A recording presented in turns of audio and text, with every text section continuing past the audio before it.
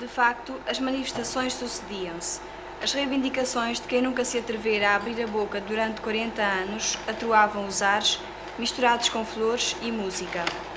E o grito "O povo unido jamais será vencido" unia todos os manifestantes num arrepio de emoção que os aqueceu durante dias sucessivos, impedindo-os de abandonarem as ruas que permanentemente inundavam com a sua alegria e entusiasmo.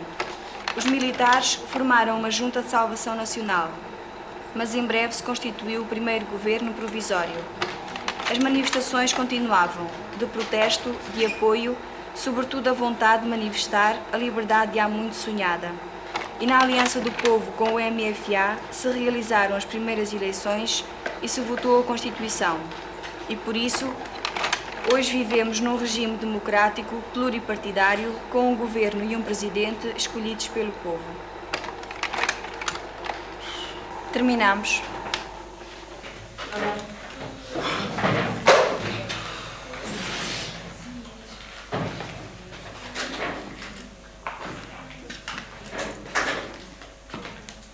Agora têm vocês a palavra. Que vos pareceu a exposição dos vossos colegas?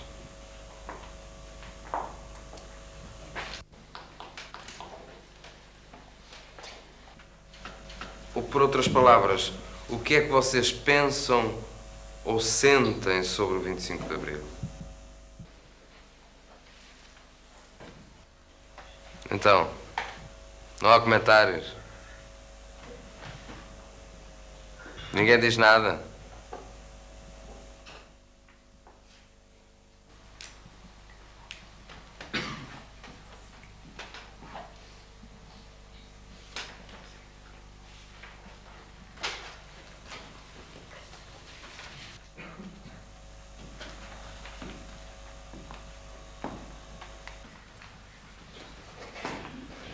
Virgínia, comenta, por favor, a exposição dos teus colegas. Eu? Sim, tu. Sei lá. Creio que disseram tudo o que havia a dizer. Bom trabalho, não é? Pelo menos assim toda a gente fala do 25 de Abril. Jornais, rádio, televisão.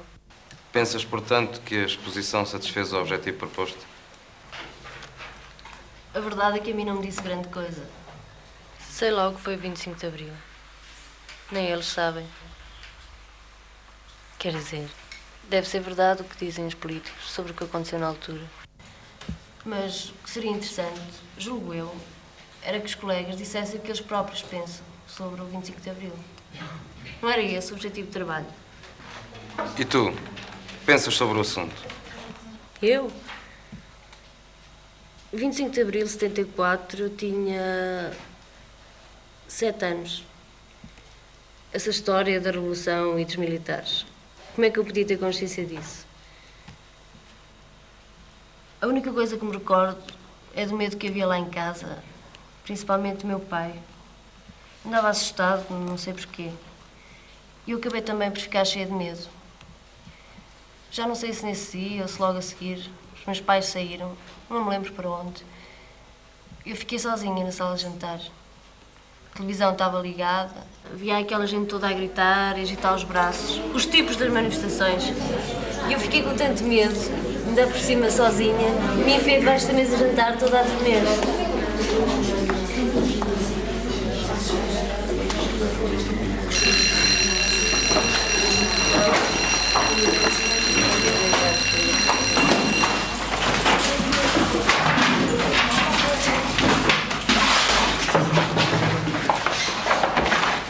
Virgínia, espera aí, eu preciso falar contigo.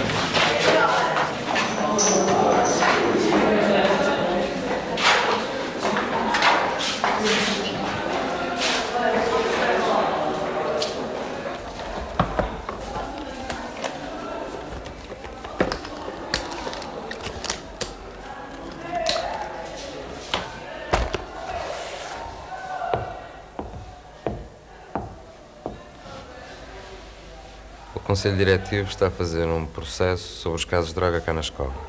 E tu és o primeiro da lista. Toda a gente aponta para ti.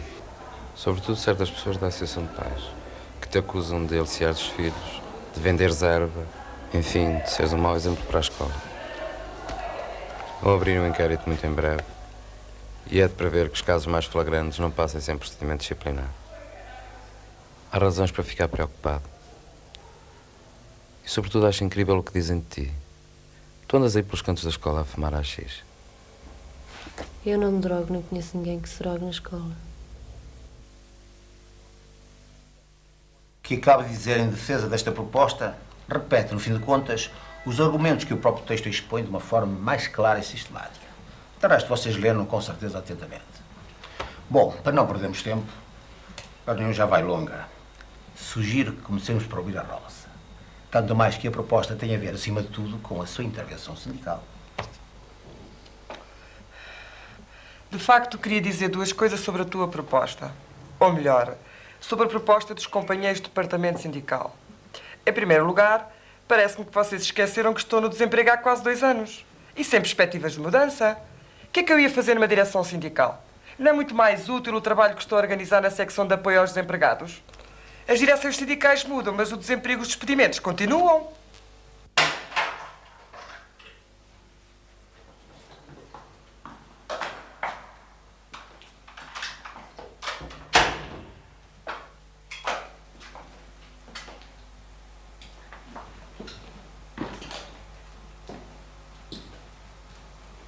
Se o que vocês querem é uma operária militante organização para fazer parte da lista, eu não sou a única rosa deste mundo. Além disso, nessa história de campanhas eleitorais e direções de sindicato, já sou burra velha. Perco o tempo quase todo a fazer coisas inúteis. Eu volto já. Guerras de propaganda, ou às voltas com os contratos e reuniões de gabinete. Não é que isso não seja necessário. Mas eu já tenho a minha conta, não acham? Pedro, A revolução é para amanhã, é? tivemos de prolongar a reunião, mas estamos quase a terminar. Convidei a Rosa para jantar connosco. Se não te importas, põe talheres para 3, está bem?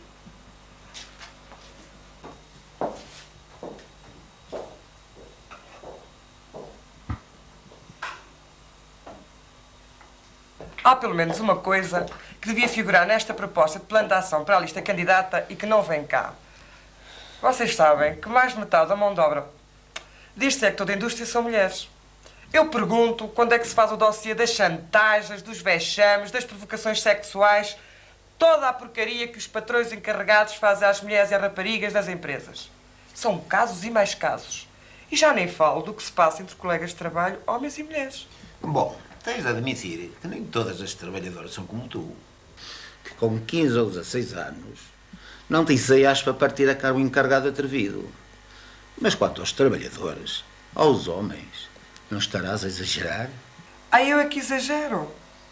Vocês precisam de ir a uma assembleia sindical? Onde é que estão as mulheres? E as que têm a coragem de se mostrar e dizer meia dúzia de coisas, vejam lá como são recebidas. Desculpa, mas temos de terminar. Já é bastante tarde e podemos continuar na próxima reunião.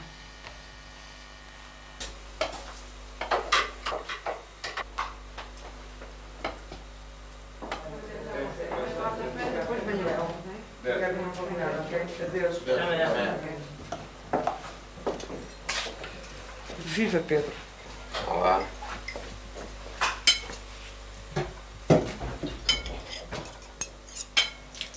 Não puseste os talheres? Não.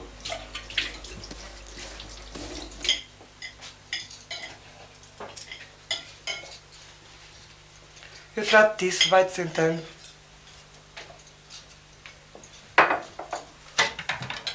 O que me chateia é que os nossos próprios companheiros olham para mim como se tivesse a mania da perseguição. Aos 15 anos de idade, um sacana do encarregado tenta violar-me no gabinete da fábrica. A seguir, caso-me com o raio do homem que não descansou enquanto não me fez um filho. Ainda por cima queria transformar-me em escrava. Se não o tivesse deixado, ainda hoje estava a sustentar um vagabundo. Sou eu que tenho azar, é?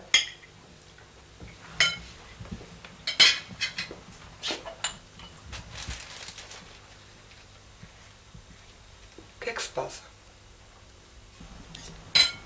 Pergunta ao Pedro. Ele deve saber. O que se passa? Não se passa nada.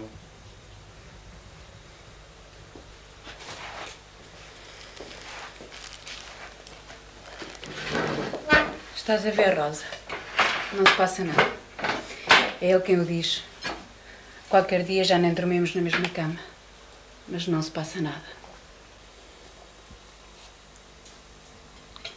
Nos raros momentos em que estamos juntos cá em casa, nem me vê. É como se eu fosse transparente. Ainda por cima não fala, não diz nada. O que fazemos juntos, planos comuns temos, nem os planos de férias. À última hora arranja sempre um pretexto para adiar, para não ir. E lá fico sozinha mais uma vez. Podemos encontrar a hora do almoço na cantina. És um cobarde, Pedro. E almoçávamos juntos. Estás farto da tua mulher e não tens coragem para acabar de vez com tudo. Chega sempre quando já estou E o que temes não é ferir Luísa, que continua a amar-te, coitada. O que te fecha na tua concha à espera de coisa nenhuma é um medo da tua própria decisão. Um medo que virá a O seguir. problema é só dele. Porque tu não tens a certeza do que queres. És um cobarde com caprichos. Estás a fazer com a Luísa o mesmo que fizeste no passado com a organização. Um dia descobriste que o teu trabalho militante, a defesa da causa política comum, não satisfazia o teu sonho de imortalidade. E o que tu inventaste, os argumentos que forjaste, todos com sólido aspecto de razões políticas de profundas divergências, só para esconder os teus caprichos. Que parte de ti queres que os outros não vejam? Porquê esta farsa, como agora? Melindrou-te o facto de encontrares em casa os teus ex-companheiros e fiz indiferença. A pobre da Luísa é que paga as favas. Aliás, nunca lhe perdoaste que não te tenha seguido quando rompeste com a organização. És um cobarde com caprichos e um despeitado. A tua crisezinha intelectual, a tua depressão, é tudo uma merda. Eu queria ouvir-te falar de crise depois de um dia inteiro a lavar escadas, a limpar janelas, a aturar as donas que nos tratam como se estivéssemos a receber caridade. É tudo uma merda, Pedro.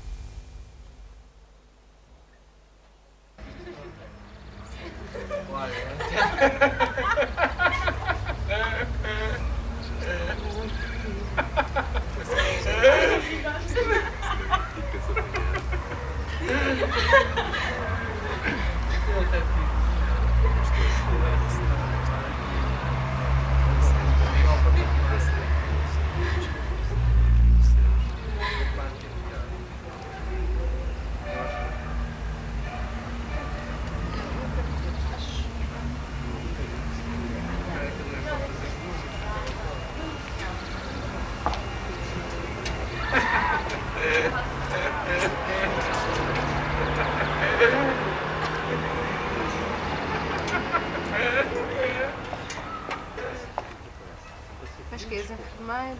Olá, mas é enfermeiro. já Gazeta Geral ou quê? Ai, então. Beijinho. Também tento. Não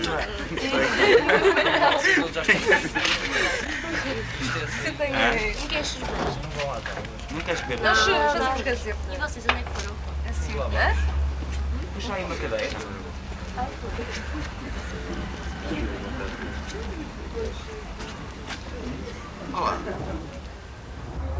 Queria dizer que eu julguei mal a última aula, quando me avisou sobre a droga. Pensei que estivesse a ameaçar-me. Afinal, era mesmo a sério. Fui chamada ao Conselho Diretivo para um inquérito. Eles vão para a frente do processo. Talvez não tenhas razão para confiar em mim. Aliás, percebi isso na aula.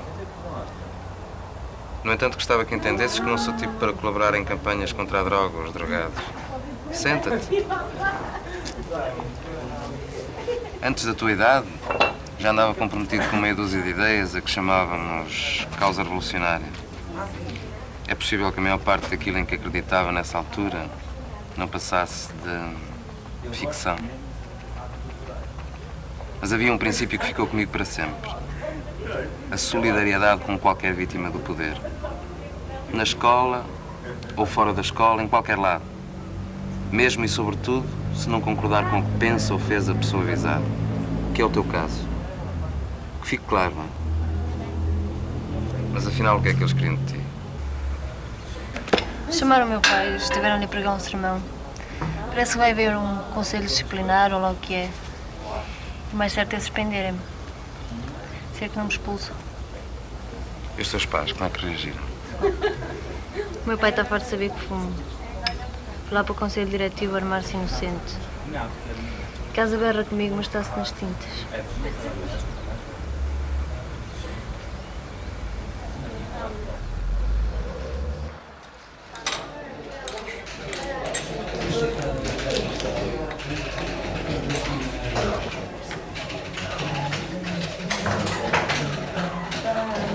Queres que te empreste?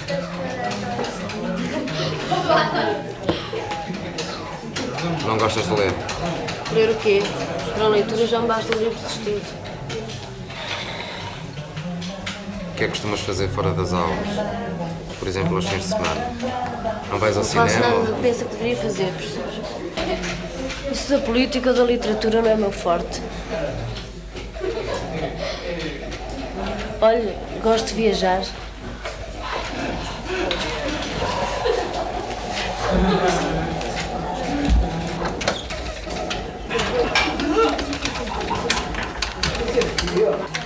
Não tires conclusões apressadas sobre o que eu penso. O interesse pela política ou pela leitura foi apenas um exemplo. Não tem nada de extraordinário. O que me custa aceitar é que tu vivas como se o dia-a-dia fosse uma sucessão de instantes sem horizonte, como se não valesse a pena olhar para além da ponta do nariz. Sabes que o pior cego é aquele que não quer ver. E de uma forma ou de outra, todos somos empurrados pelas circunstâncias ou pelas pessoas, pelo meio em que vivemos. E acha que é com teorias sobre o que é bom ou mau para a humanidade que evita que as coisas sejam assim? Não no sentido em que julgas, mas cada qual deve tomar consciência da medida em que é condicionado pelo mundo a que pertence. Pensa em ti próprio. No fundo, drogas-te para protestar contra alguma coisa, não sabes bem o quê. Que a vida não é cor-de-rosa, sei eu. Pelo menos a minha não é. Por isso mesmo estou a marimbar. O que quero fazer é que me dá gozo, e se me dá gozo andar por discotecas, fumar uns charros com os amigos ou outras coisas do género. Não vou trocar isso por tretas que me chateiam. Mesmo que o professor os considere muito importantes. Eu não quero convencer a fumar achos, pois não. Bom, eu também não te quero convencer de nada. Só pergunto como é possível esperar tão pouco da vida na tua idade. E o que é pouco ou muito? Para mim já é muito esperar que me deixem em paz. Para além dos professores, quem é que não te deixa em paz? Os teus pais? Não. O meu pai finge que se preocupa comigo, mas só pensa no negócio pronto a vestir. Está sempre com medo que o mundo acabe no dia da manhã. Paulo de muito. Nunca passou da cepa torta. Os meus pais são os tesos. Sabe o que espero da vida? É pirar-me. Ir para qualquer sítio onde não tenha de ouvir pessoas nem de aturar o meu pai. E a coisa mal parada. Chegaram a propor a tua expulsão. Felizmente as opiniões dividiram-se e a decisão final foi suspender por uns tempos. Tens ainda a oportunidade de terminar o curso. É um esforço que vale a pena. Vais para a faculdade. Ficas longe dos teus pais. Alguma coisa há de mudar. Com ou sem esforço, que hipótese tenho de entrar na faculdade? O professor sabe a resposta melhor do que eu. O que eu sei é que tu e a gente da tua idade desistem facilmente, seja do que for. Desistir é uma força de expressão. Só se desiste de facto do que se quer.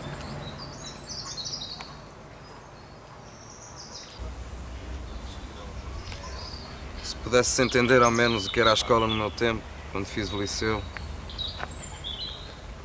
O medo. A brutalidade física e moral. Era essa a pedagogia. Mas como podem vocês dar valor à diferença se tudo isso não pertence à vossa história? A realidade que conhecem não é bastante intolerável para vos desesperar. Mas, por outro lado, o que é que vocês podem encontrar nela que mobilize o vosso interesse, a vossa participação?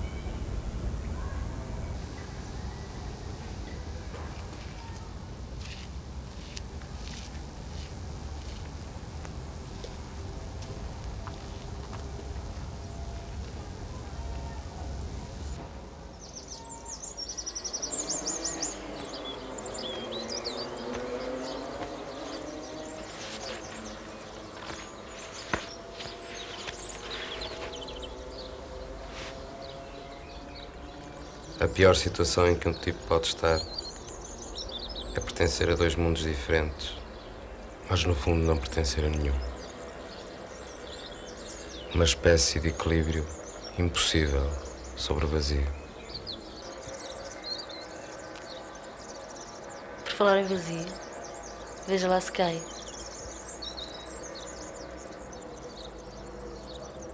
O que esperas de mim, professor? A confirmação de que nada do que sou podes reconhecer e aceitar? Ou procuras antes ouvir-te nas minhas palavras? Olhas para mim e vês um barco à deriva, não é? Queres assim distrair os outros do que tu próprio sentes, que quem está perdido és tu dentro de ti mesmo. Mas já começo a cansar-me dos teus ares desenraizado e infeliz. Essa mania ridícula de falar do teu passado como se fosse um velho, ou a tendência de ver política em tudo, de complicar as coisas com filosofias inúteis. Para quê tanta atrapalhada intelectual? Confundes a vida com um monte calvário e crees que toda a gente tem a obrigação de fazer de redentor, um papel em que gostas que os outros te vejam. A verdade é que não passas de um Cristo de trazer por casa, sem cruz nem sudário, mas com livros e revoluções por fazer. Não é que sejas mau tipo, talvez por isso fazes-me pena. Os teus sentimentos de justiça, as tuas boas intenções, não chegam a esconder o teu sentimentalismo infantil. É isso que tu és, professor, um piegas, a fingir desiludido.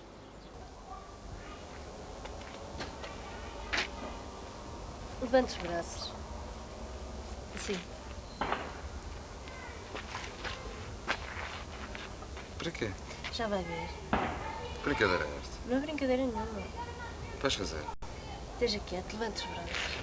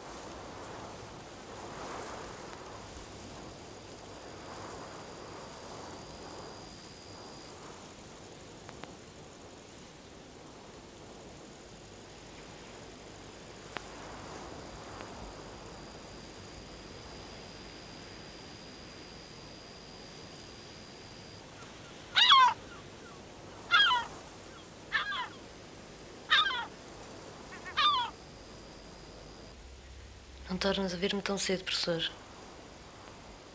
Vou sair de casa e deixo a escola de vez.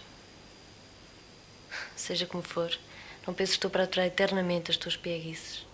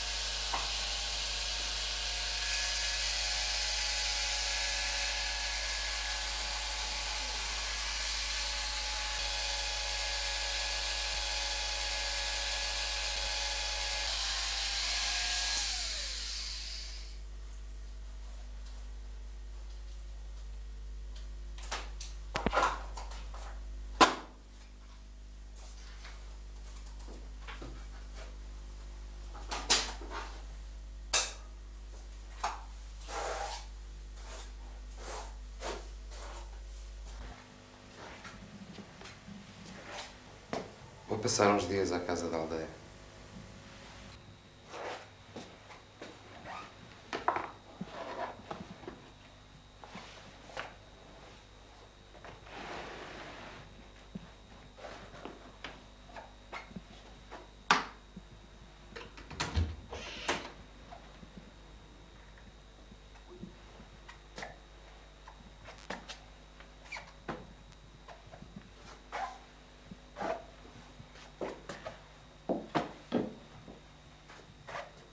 É isso que queres, Pedro?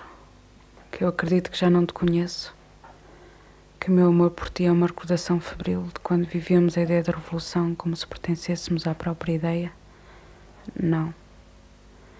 Esse teu orgulho silencioso deve ser apenas o código estranho em que protestas contra a minha independência. Um protesto gritado por mil fantasmas que os teus atos e os teus pensamentos ignoram. Mas se é assim, quem devo seduzir? O teu coração ou a tua cabeça? Fazes tudo para perder-te ou para perder-me. Sei que sofres. A tua face antiga não convive com a tua face atual. Mas a que margem da tua vida pertenço? Sou capaz de esperar.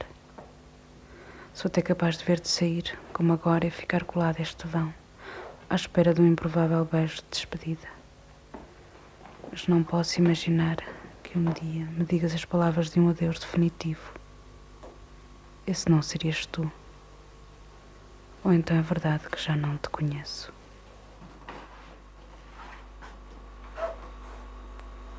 Chaves de pés.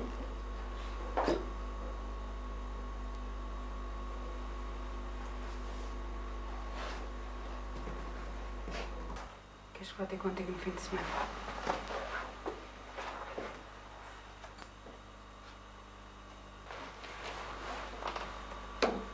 Como quiseres.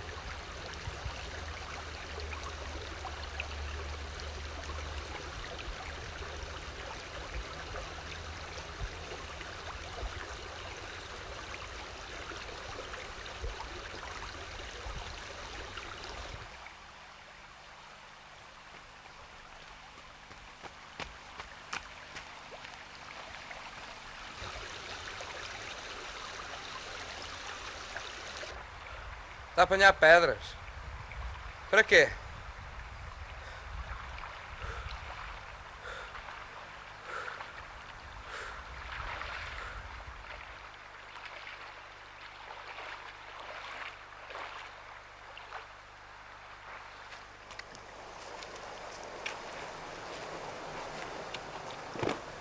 O que é que lhe diz este seixo?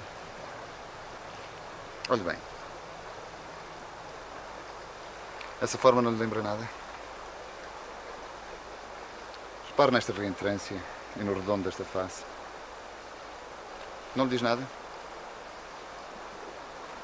É um coração. Observe bem. Veja que até estão marcadas as veias nestas rugazinhas da pedra. E o corte a meio a dividir as cavidades. É como um coração verdadeiro.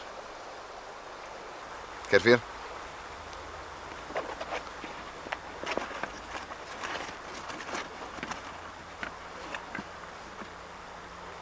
Esta, por exemplo. Não é por acaso que tem neste topo uma superfície plana e achatada.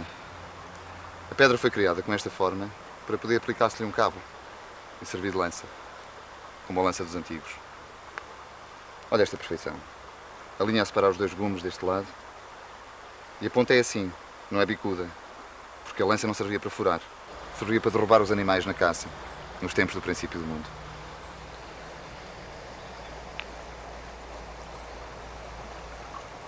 Esta pedra não foi, portanto, retocada por si. Você encontrou-a aí por acaso. Na natureza nada existe por acaso. As suas obras são perfeitas porque foram criadas por Deus. Os incêndios nas matas, os peixes a morrerem nos rios, todos esses fenómenos não são obras do acaso nem são acidentes. São sinais enviados aos homens. O mal é que os homens são insensíveis às mensagens de Deus. Mas os testemunhos da sua vontade encontram-se por toda a parte à nossa volta.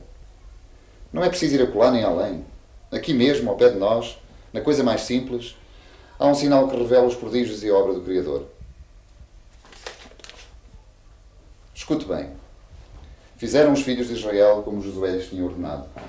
Tomaram do meio do leito do Jordão 12 pedras, como o Senhor tinha dito a Josué, segundo o número das tribos de Israel.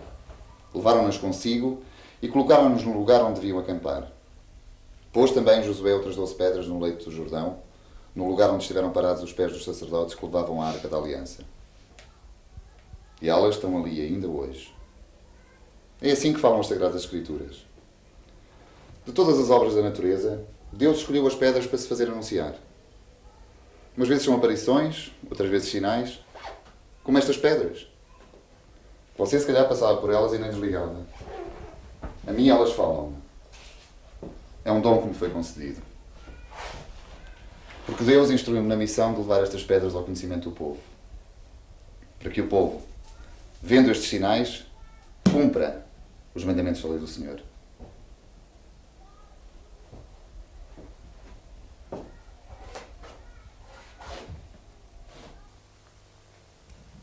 Você vive aqui sozinho nesta casa?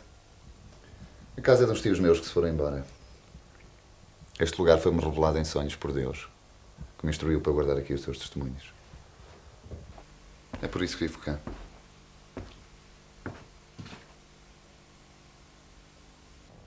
Neste chão que estamos a pisar, há de ser levantado um grande palácio, maior que o dos imperadores deste mundo. Um templo para o povo de Deus. E à entrada é de pôr um rochedo do tamanho desta casa, onde vou gravar os mandamentos do Senhor. O povo virá até mim e eu mostrar-lhe os sinais, os testemunhos e tudo o resto que for reunindo neste templo. Será essa a minha obra.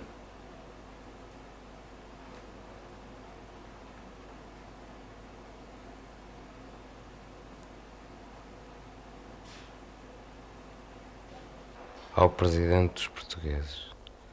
Quantas mais vezes terei de anunciar a este Presidente os prodígios e as coisas que me foram confiadas em missão? Acaso não fui instruído em sonhos pelo Senhor para edificar o templo do povo de Deus? Por que então esta demora? Que ouvidos tem o Presidente? Até quando vai esperar o povo e o seu Presidente para virem junto de mim e conhecerem os testemunhos que Deus põe no meu caminho? Até quando ainda vai esperar o Presidente para ordenar que seja edificado o templo onde guardarei a minha obra, segundo a vontade revelada por Deus a este seu servo? Que homens são esses que rodeiam o Presidente e não deixam chegar até ele a minha palavra? Temei todos vós, pois cedo sabereis da justiça do Senhor para com os que ficam surdos, cegos e mudos a tal obra. Daniel, o servo amado de Deus.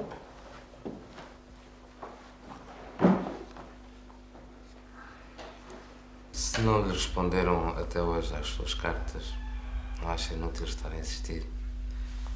Você acha que mais uma carta adianta alguma coisa? As outras que enviei estavam escritas à mão, um bocado gatafunhadas, e deve ter sido por isso que eles vão dar importância ao caso. O mais certo é nem sequer terem-nas lido. Mas agora vai ver. Uma carta com boa apresentação, escrita à máquina e tudo, eles dão logo o devido valor. Não creio, Daniel. Escrita à mão à máquina, o que importa é o conteúdo. Se não lhe responderam O até Presidente é agora... um homem de bem. Vai ouvir-me e vai apoiar a minha obra. Você duvida? Eu sou guiado por Deus na minha missão e eles têm de obedecer-me, porque senão eu condeno-os de morte. Quem é que manda mais? O Presidente ou Deus Nosso Senhor? Daniel, calma. Vou bater-lhe a sua carta, descanse.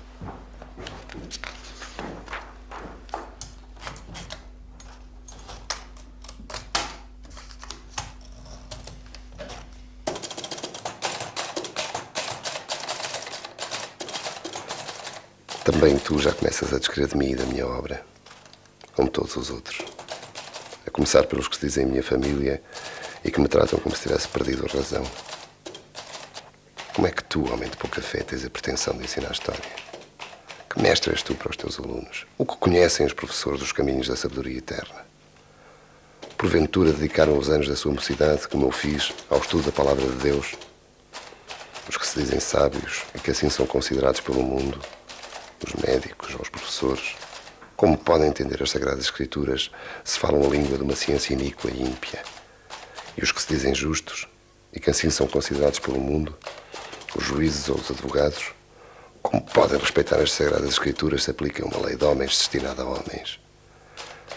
Mas um dia vireis todos a mim, porque eu sou o servo amado de Deus Pai. Eu digo a verdade, distingo o bem do mal e sei o que vem a seguir. Serei o vosso mestre e vós sereis os meus discípulos. E então tu, professor sem fé, conhecerás a história verdadeira.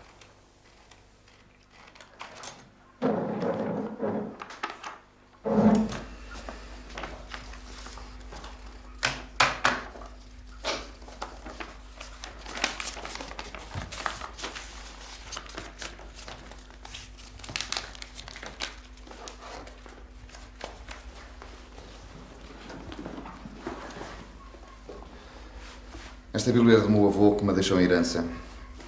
Foi prova que cheguei ao conhecimento da verdade e que alcancei a razão da minha obra. Não a posso dar nem a si nem a ninguém, porque faz parte dos testemunhos que irão para o templo do povo de Deus. Mas empresto-lhe por uns tempos para você inspirar-se nestas páginas maravilhosas.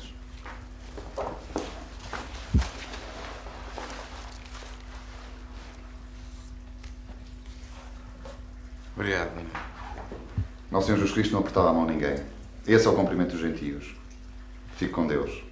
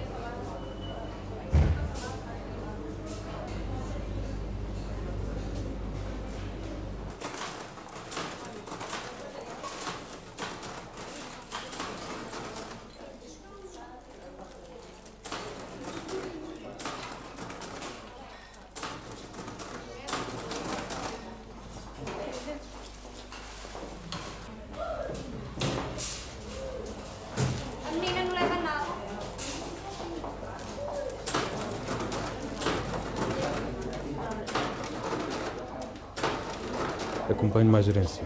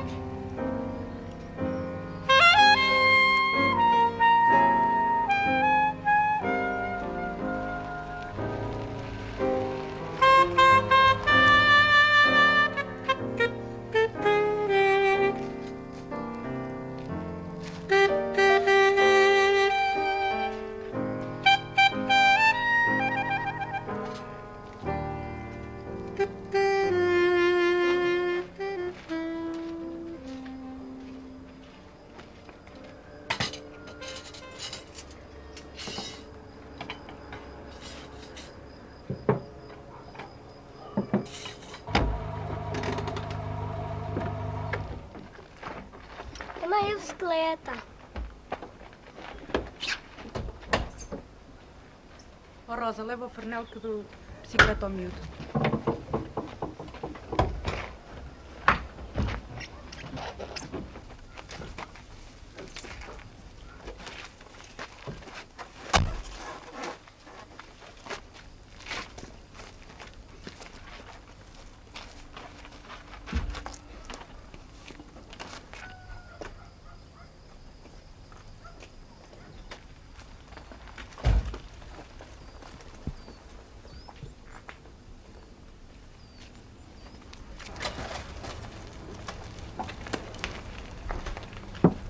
Olá, Pedro. Olá.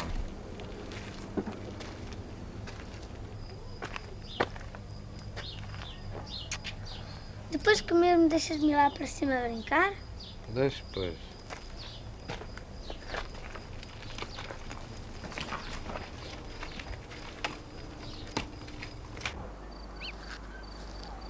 Então como vai o ermita? Já arranjaste companhia? É o Daniel, um amigo cá da aldeia. Viva! Salvem.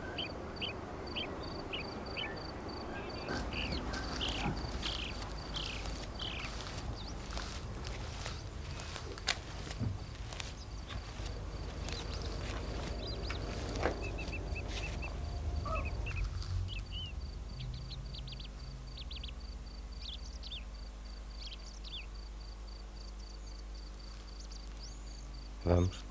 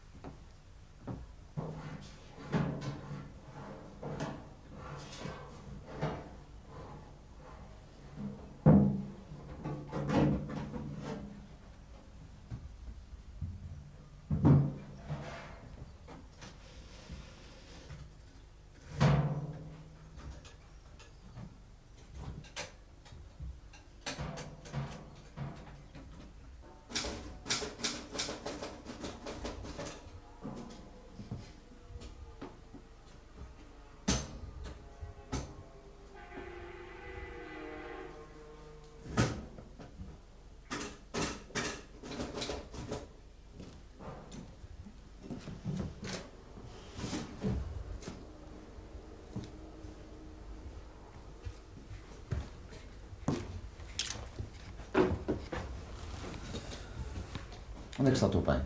Meu pai, sei lá. Mas porquê é que o teu pai não veio com a tua mãe? E tu, porquê é que queres saber onde é que está meu pai? Quem és tu? Eu sou amigo do teu pai. Ah, és? E não sabes onde está o meu pai? Não, já não o vejo há bastante tempo. Ele já não vive com a tua mãe, pois não? Minha mãe deixou, porque ele lhe batia. Ah, a tua mãe deixou-o. Deixa-me brincar. Vai-te embora para eu brincar.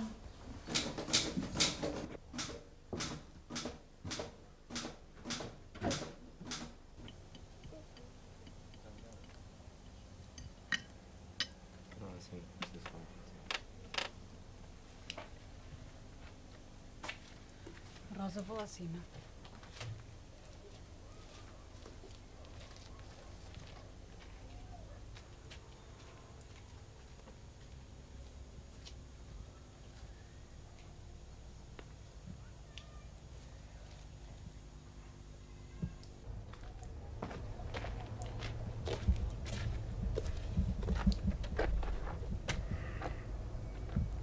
Aos casados, mando que a mulher não se separe do marido. E se ela estiver separada, que fique sem se casar. Ou que se reconcilie com o seu marido. O que é isso? É a doutrina de Paulo, conforme os Evangelhos. E onde queres chegar com isso? Você sabe bem onde quer chegar. Só me faltava mais esta. Estás a querer dar-me lições de moral, é? Que grande lata. Mas tu conheces-me de algum lado? Os filhos devem viver com os seus pais. Uma criança entregue a uma mulher que deixou o marido não é santificada. Fica impura para sempre. Mas você pôs o seu egoísmo à frente da santidade do seu filho. Este gajo é pior do que um padre. Eu não sou padre, sou um servo de Deus. E são pecadores como você que precisam de mim para vos trazer aos caminhos da salvação. Estou a pagar uma dívida antiga. Em 2 ou 3 anos envelheci 10. Por dentro, claro. E não é apenas a sensação de fadiga. Também esgotamento. Deserto interior. A forma como me relaciono com as pessoas, fingir que me interesso por elas. E nada posso contra este frio. Quanto mais lhes resisto, mais fundo é a depressão.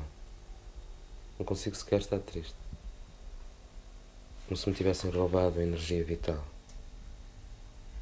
Curioso. Deve ser isso mesmo. O contacto com os outros parece que me esvazia. Daí esta ânsia de ficar só. Profeta, estamos nós fartos. Com a diferença que tu não passas da cepa torta e os outros estão no peleiro. Mas com essas ideias, não te salvas nem a ti. Ai, pensas que é pregar no deserto que endireitas isto? Oh, meu anjo. São as pessoas. É a malta toda junta que vira esta merda. Como é que se ganha uma greve? É a discursar, não? Ou a falar do menino Jesus? Eu também acho que é preciso mudar as coisas, fazer uma revolução. Mas isso é com a malta que trabalha, organizada. Você está preso às paixões terrenas. Julga que conhece o dia da manhã, mas está a blasfemar. A revolução verdadeira é a obra de Deus. É o juízo final, em que Cristo há de voltar à terra e separar os justos dos pecadores. Quando o Messias foi crucificado, o seu sangue lavou as culpas da humanidade. Mas foi só de pouca dura. E vós, em vez de procurares... Você e os que andam iludidos como você, em vez de procurares o caminho perdido para o reino dos céus, andais preocupados com revoluções terrenas. Como estáis enganados. Bastava-vos seguir aqueles que o Senhor tem enviado, porque só eles têm poder para arrancar-vos das trevas e trazer-vos à luz. Você pensa que eu sou maluco, não é? Não acredita que eu seja um mensageiro de Deus. Por isso não me tente escutado. Em contrapartida, deixai-vos seduzir pelos falsos sábios e pelos falsos chefes, esses coriféus da política e dos partidos. Ouve lá. Eu não me deixo seduzir por nada disso. E tu, se não és louco, disfarças muito bem. Como queres que as pessoas te tomem a sério? O único lugar onde encaixa a tua doutrina são os livros, os evangelhos, ou lá que é. Aí sim, se é para consolar os pobres de espírito, os hipócritas. Mas tomar isso à letra como tu fazes, não lembra o diabo. Eu luto pela felicidade das pessoas. Não blasfeme contra Deus, vai. Deixa-me acabar, ouve o resto. Eu também quero a felicidade das pessoas. Também luto pelo mundo sem exploração e sem justiça. Mas esse reino dos céus, como tu lhe chamas, tem de ser construído aqui na terra. Não podemos ficar de braços cruzados. É esse o vosso erro. Como é que o reino dos céus pode ter lugar na terra se pertence aos céus? Como é que acreditais que uma obra do Espírito possa realizar-se neste mundo? O mundo é imperfeito e louco. E vós estáis tão cegos que não vedes com as vossas ideias agravais essa imperfeição e essa loucura.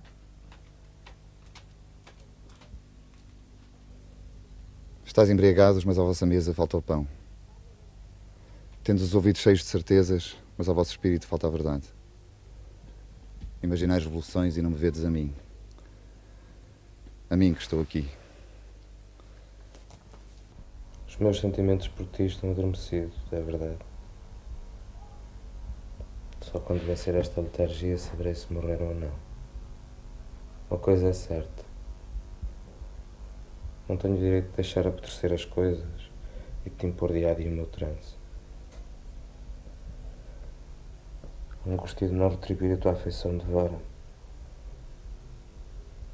Preciso de ficar só. Tenho a certeza disso. Para fugir aos fantasmas da minha culpa e da minha fraqueza. Pelo menos a esses.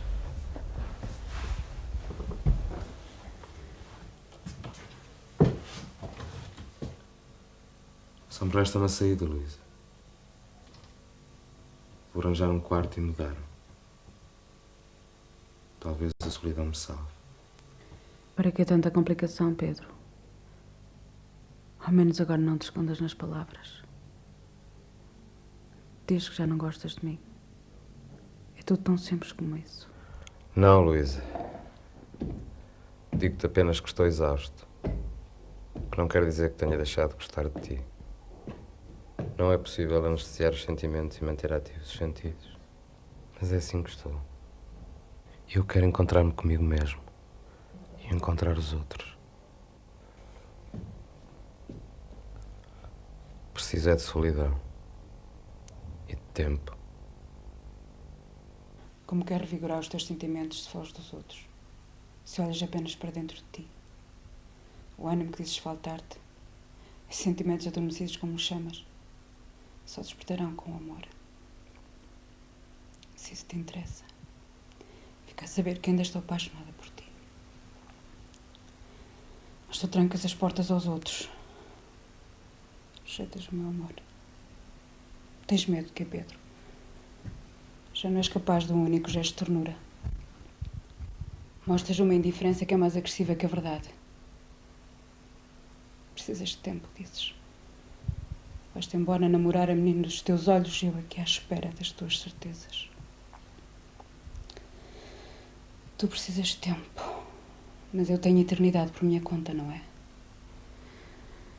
Tem cuidado. Não insistas em resolver as tuas dúvidas, contando com o que julgas serem as certezas dos outros. Os outros também começam a ter dúvidas, Pedro.